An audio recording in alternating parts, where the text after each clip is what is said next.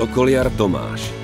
Nový slovenský historický film podľa literárnej predlohy Jozefa Cígera Hronského, nakrútený v medzinárodnej koprodukcii.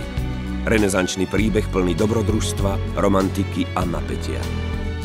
V hlavných úlohách uvidíte Braňa Holičku,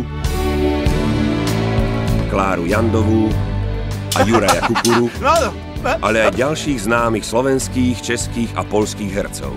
Česť a zrada. Hrdosť a zbabelosť. Úsmev a krása prírody. To všetko prináša koprodukčný film Sokoliar Tomáš scenaristu Ondreja Šulaja a režiséra Václava Vorníčka. Zmätok a rozruch spôsobí svojou odvahou a statočnosťou Tomáš Zhmur, ktorý hľadá spravodlivosť pre seba a svojich blízkych. Tak dosť! Dosti! Tomáš!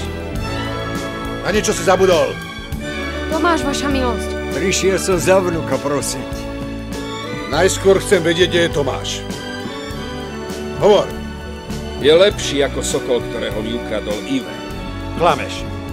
Sokoliar Tomáš. Spoznáte silu prírody, ktorá spája pevným putom chlapca a legendárneho sokola, ktorý zachraňuje život a dáva slobodu.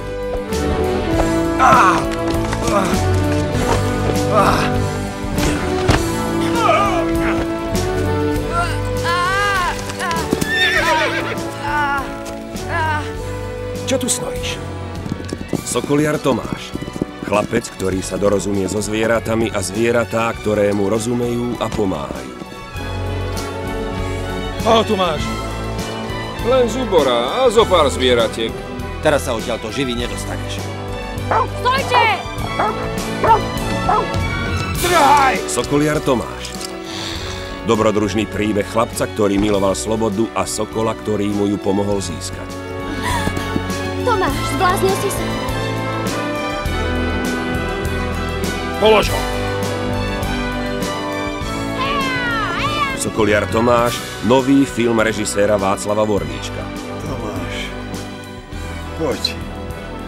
Vrátime sa domov. Pozývame vás do kina na nový slovenský rodinný film Sokoliar Tomáš. V kinách od 2. marca.